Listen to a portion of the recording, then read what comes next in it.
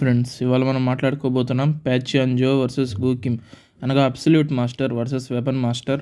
వీళ్ళిద్దరు ఫైట్లో ఎవరు గెలుస్తారు? ఫైట్లో ఎవరు గెలుస్తారో చూసే ముందు మనం వీళ్ళ స్టాట్స్ చూద్దాం.